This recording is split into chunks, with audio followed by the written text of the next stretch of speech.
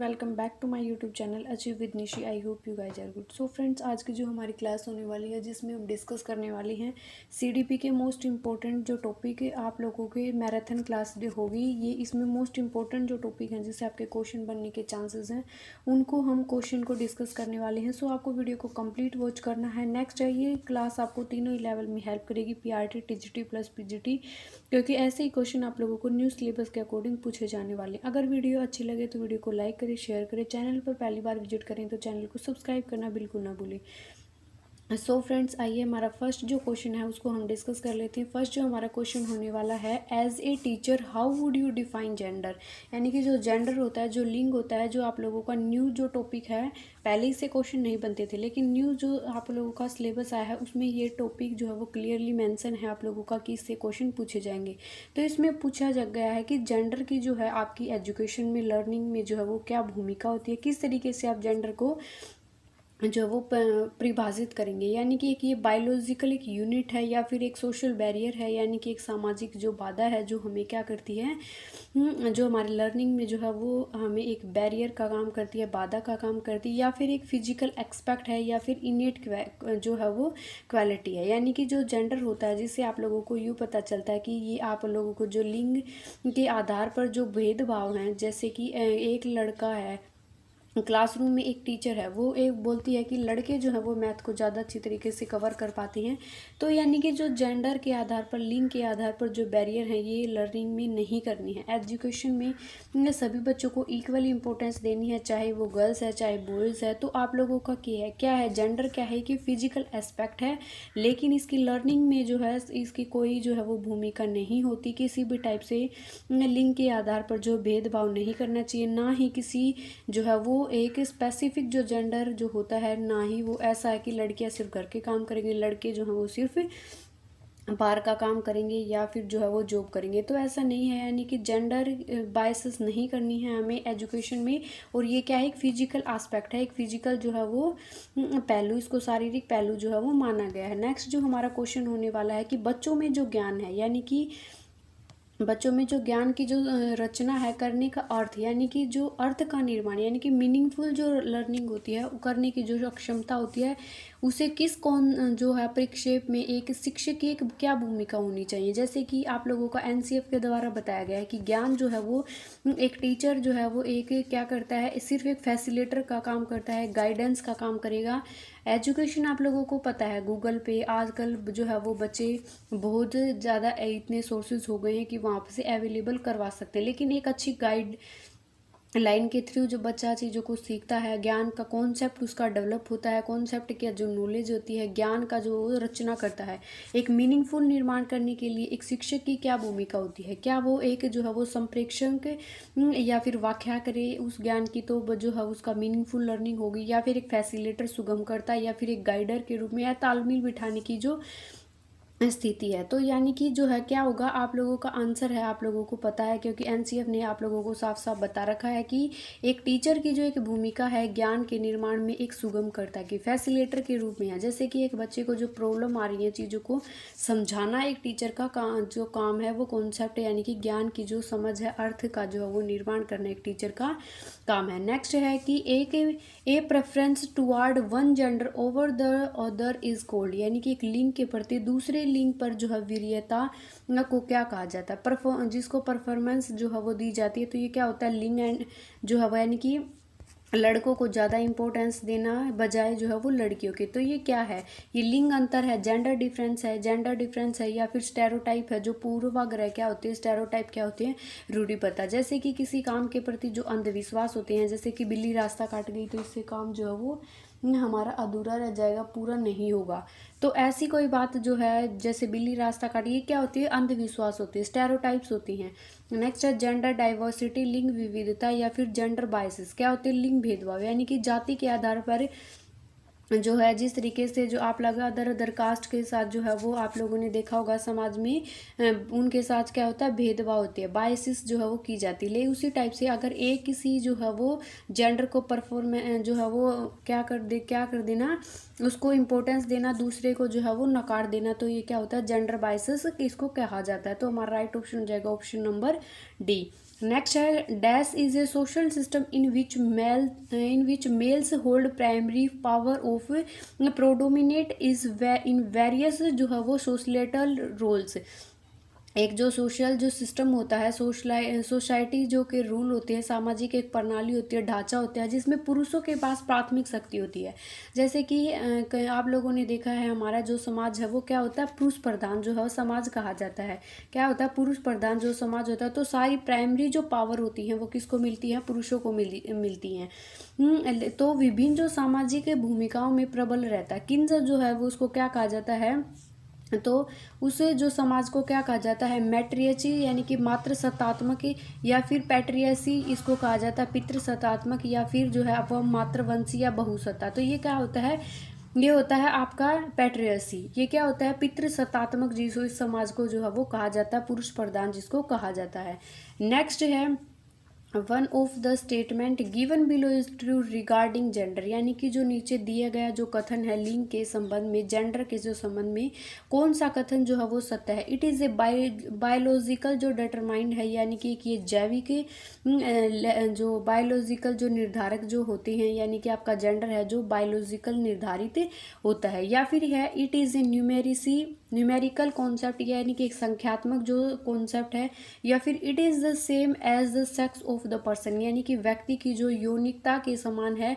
या फिर यह है it is A social construct. क्या, तो कईयों ने आंसर लगा दिया होगा, ये एक बायोलॉजिकल जो है वो कॉन्सेप्ट है। तो ये क्या है, एक सोशल कॉन्सेप्ट है। लिंग को क्या माना जाता है, एक सोशल कॉन्सेप्ट। समाज ने जो है वो क्या बना दिया है, लिंग के आधार पर जो भेदभाव है, रूढ़िबद्धताएं हैं, वो क्या है, समाज के द्वारा दी गई है। वैसे जो आप लोगों को पता है गवर्नमेंट की रूल के अकॉर्डिंग लड़का लड़की जो है ये सभी समान है। तो यानी कि ये क्या है, एक सोशल कॉन्ट्रैक्ट है, एक सामाजिक जो है वो संरचना है। तो हमारा राइट ऑप्शन जाएगा option number D.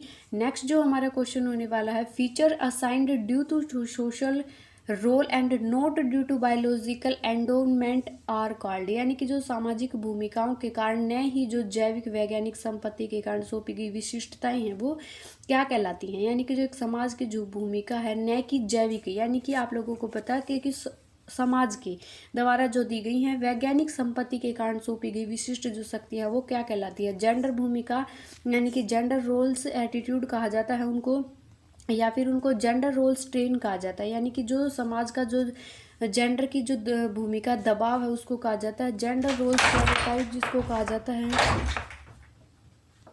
Gender role, या फिर जेंडर स्टेरियोटाइप जिसको कहा जाता है रूढ़िबद्धताएं कहा जाता है, या फिर जेंडर रोल डायगोनिस्टी जिसको कहा जाता है, यानी कि जेंडर भूमिका निदान। तो ये क्या होती है, स्टेरियोटाइप, यानी कि जेंडर भूमिका रूढ़िबद्धताएं जिनको कहा जाता है। नेक्स्ट हमारा क्वेश्चन है friends, which of the these are example of sexual harassment, यानी कि जो लैंगिक दुर्व्यवहार जो है उनके उदाहरण जो है वो कौन कौन सी हैं। तो यानी कि वर्बल जो कमेंट है, यानी कि वर्बल जो ओरली जो आप मौखिक रूप से जो कमेंट पास करते हैं, क्या वो लैंगिक हैरेसमेंट होती है। या फिर नॉन वर्बल जो एक्शन होते हैं कुछ जो है वो बिना बोले जो इस तरीके की एक्टिविटी करना, ये क्या लैंगिक दुर्व्यवहार के उदाहरण हैं। या फिर जो है वो अनवांटेड जो रिक्वेस्ट होती हैं, अनवांटेड जो यानी कि अवांछित जो अनुरोध होते हैं, रिक्वेस्टेड होते हैं, तो ये सभी क्या है, यानी कि ये सभी जो चीज़ें हैं वो क्या होती हैं, लैंगिक हैरेसमेंट यानी कि दुर्व्यवहार के अंदर ये सारी चीज़ें आती हैं। तो ऑल ऑफ दीज हमारा आंसर हो जाएगा। नेक्स्ट है a good school avoid which of the following, यानी कि एक अच्छा जो स्कूल होता है, अच्छा एक जो विद्यालय वो तो किन चीज़ों को अवॉइड करता है। तो यानी कि आप लोगों को ऑप्शन देख के बताना, सोशल रिस्पॉन्सिबिलिटीज़ को जो है वो अवॉइड करता है, यानी कि सामाजिक जो जिम्मेदारियाँ होती हैं उनको अवॉइड करता है। या फिर जेंडर जो इक्वेलिटी, लैंगिक जो समानताएं होती हैं उनको जो है वो अवॉइड करता है। अवॉइड करने का मतलब आपको कोई चीज़ है वो नेगेटिव मिलेगी, तो आप लोगों को इस तरीके से टैग वर्ड या फिर जो है वो ऑप्शन एलिमिनेशन जो टेक्निक का अगर आप यूज़ करेंगे तो आप लोगों को पेडागोजिकल जो क्वेश्चन है प्लस जो सीडीपी के जो क्वेश्चन है वो इजीली आप लोगों के अच्छे जो हैं वो स्कोर के साथ आप उनको कर पाएंगे। नेक्स्ट है जेंडर बायसेस, लैंगिक जो पक्षपात है उसको अवॉइड करती है। या फिर जो जेंडर सेंसिटिविटी होती है, लैंगिक जो संवेदनशीलता होती है उनको अवॉइड करती है। तो एक स्कूल है वो सोशल रिस्पॉन्सिबिलिटी को डेफिनेटली जो है वो फॉलो करता है। लैंगिक पक्षपात जो होती है, जेंडर बायसेस होती है, उनसे क्या करता है, बचता है। लैंगिक समानता हर जो है वो स्कूल फॉलो करता है, लैंगिक सेंसिटिविटी को भी फॉलो करता है। तो ऑटोमेटिकली हमारा राइट ऑप्शन जो है ऑप्शन नंबर सी है वो निकल कर आ गया। नेक्स्ट जो हमारा क्वेश्चन है, इसमें हमने टॉपिक कर लिया पूरा आपका जेंडर और जो रूढ़िबद्ध है, यानी कि ये दो टॉपिक हैं आप लोगों के जो न्यू हैं, उनके अकॉर्डिंग जो आप लोगों से क्वेश्चन पूछे जाने वाले हैं वो हमने डिस्कस कर लिए। 7 से 8 जो टॉपिक हैं वो हम इस वीडियो में डिस्कस कर लेंगे, जिससे आप लोगों से क्वेश्चन बनने वाले और जो न्यू सिलेबस के अकॉर्डिंग आप लोगों के सब जो टॉपिक हैं। नेक्स्ट कॉन्सेप्ट है the concept of gender roles has been developed from the work of, यानी कि लैंगिक जो भूमिका का जो कॉन्सेप्ट है, संकल्पना है कि किसकी पुस्तक में जो है ये विकसित किया गया है, यानी कि कौन सा जो है वो मनोवैज्ञानिक है जिसने अपनी पुस्तक में ये जेंडर की जो भूमिकाएं हैं उनका जो कॉन्सेप्ट है वो दिया है। तो आपका साइमन बैरन की जो बुक है, या फिर जो है आप लोगों की जो है ईव सैपाइरो की जो बुक है, या फिर जो है वो कैरोलिन मोशर की जो बुक है, या फिर जो है वो सेंद्रा लिप्सिजन बेम की जो बुक है। तो ये आपका राइट ऑप्शन हो जाएगा। जो लिंग का जो कॉन्सेप्ट है, जेंडर की जो भूमिका की जो कॉन्सेप्ट है, ये संकल्पना है, ये किसने दी गई है? आपकी कैरोलिन जो है मोशस के द्वारा जो है ये दी गई है, उनकी पुस्तक में ये चीज़ें बताई गई हैं। नेक्स्ट जो हमारा क्वेश्चन है, पुरुष और महिलाओं के साथ निष्पक्ष रहने की जो प्रक्रिया को जो है वो क्या कहा जाता है?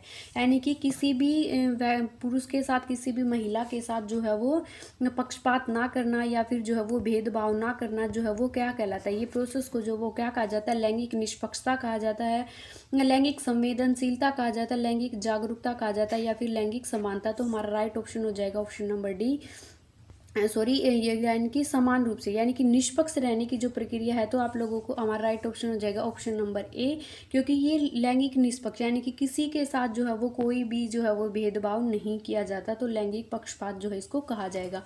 अगर आप लोगों से क्वेश्चन ये पूछा जाता कि पुरुष और महिलाओं को सभी को समान रखते हैं, तो ये क्या हो जाता? लैंगिक समानता हमारा राइट ऑप्शन हो जाता। नेक्स्ट है इक्वेटेबल ratio of man and women represent, यानी कि पुरुष और महिलाओं के जो समान अनुपात का जो प्रतिनिधित्व है वो जो है वो क्या करता है? तो संस्कृति जो है वो पुरुष और महिलाओं के समान अनुपात का प्रतिनिधित्व करती है। जो हमारे जो कल्चर है उसमें जो डाइवर्सिटी होती है, या फिर एजुकेशन में डाइवर्सिटी होती है, फिर ये यूनिटी इन डाइवर्सिटी, यानी कि अनेकता में जो एकता पाई जाती है, या फिर आपकी जेंडर डाइवर्सिटी। तो हमारा राइट ऑप्शन हो जाएगा ऑप्शन नंबर डी, यानी कि जो जेंडर जो आपकी डाइवर्सिटी होती है, ये पुरुष और महिलाओं के जो समान अनुपात का जो है वो प्रतिनिधित्व करती है।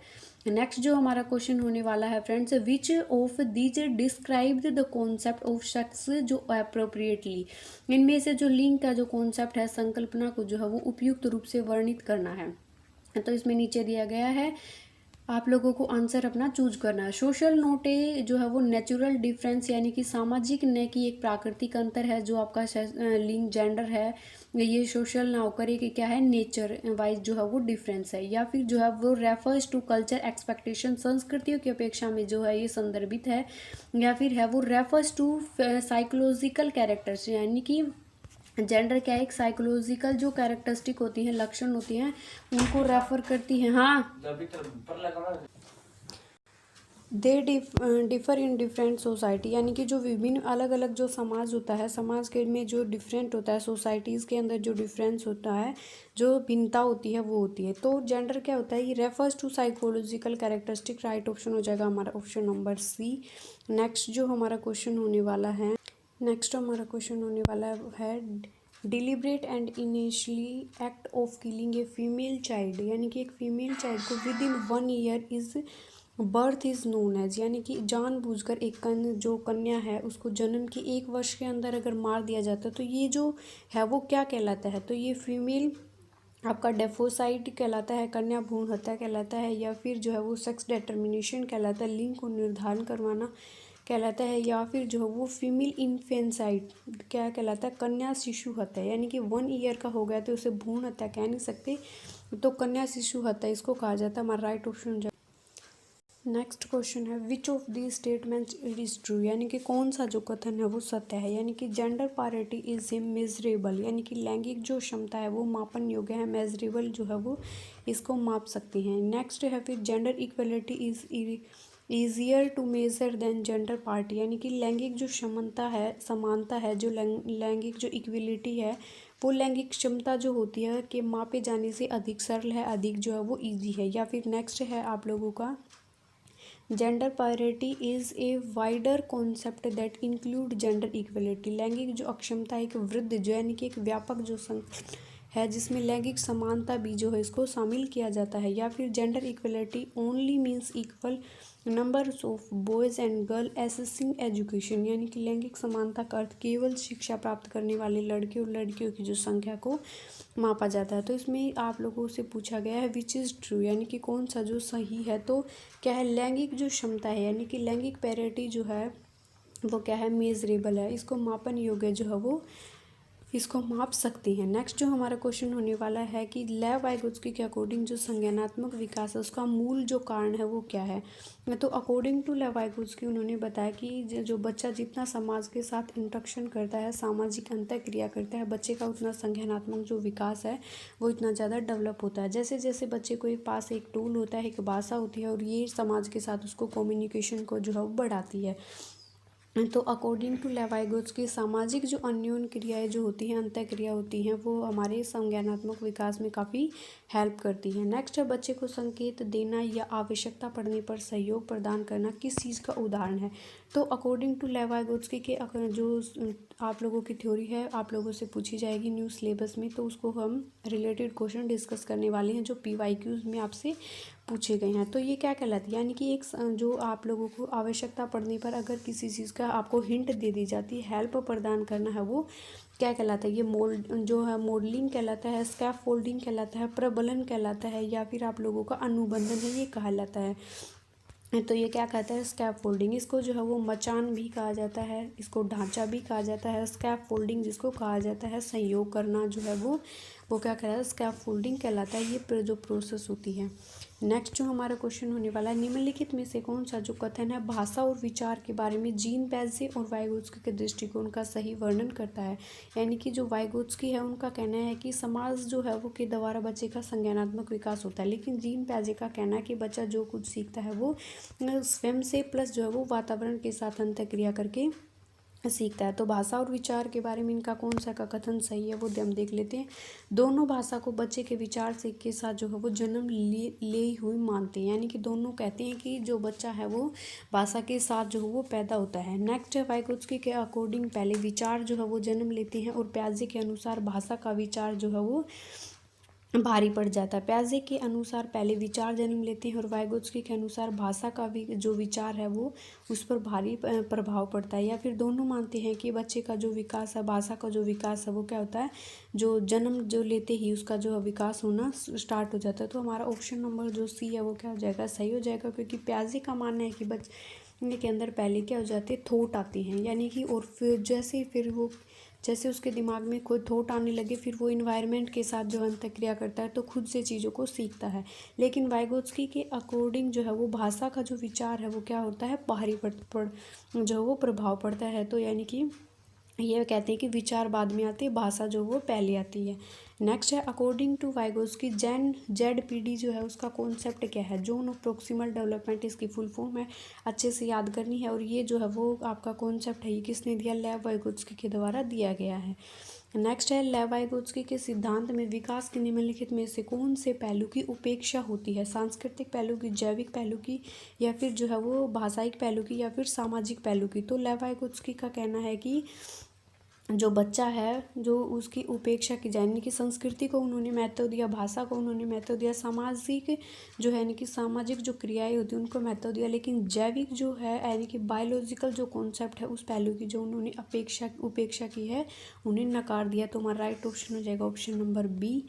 नेक्स्ट है भाषा के विकास में आंतरिक भाषण की अवधारणा किसके द्वारा आरंभ की गई है, यानी कि भाषा का जो यानी कि आंतरिक भाषा का जो कॉन्सेप्ट है वो किसके द्वारा दिया गया, जीन पैजे के द्वारा, वाइगोत्स्की के द्वारा, या फिर जॉन चोम्स्की के द्वारा, या फिर स्किनर के द्वारा। यानी कि ये जो आपका कॉन्सेप्ट है वो लेव वाइगोत्स्की के द्वारा दिया गया कि इनकी भाषा के विकास में जो हमारे आंतरिक जो भाषण है वो काफ़ी जिन्होंने इंटरनल स्पीच और एक्सटर्नल स्पीच दो जो हैं वो प्रक्रियाएं बताई हैं भाषा की बोलने की, सीखने की। तो उन्होंने जो बच्चा खुद से बातचीत करता है वो उसकी इंटरनल स्पीच होती हैं, और समाज के साथ जो बातचीत करता है वो क्या होती है, एक्सटर्नल स्पीच होती है।